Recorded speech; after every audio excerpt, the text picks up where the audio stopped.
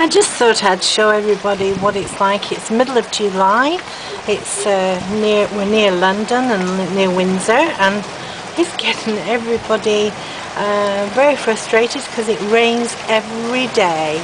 Every single day it's raining.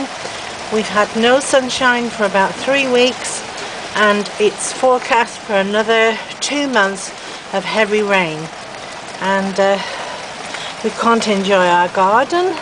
We can't have a barbecue, we can't wear our summer dresses.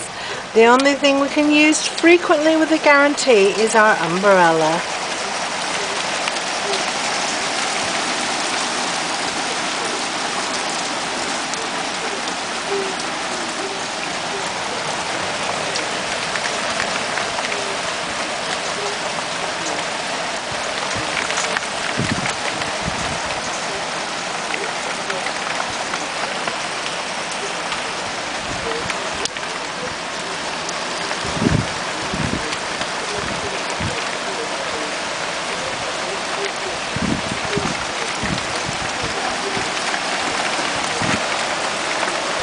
Also, the rain is very heavy. It's not like a light rain, it's a very heavy rain.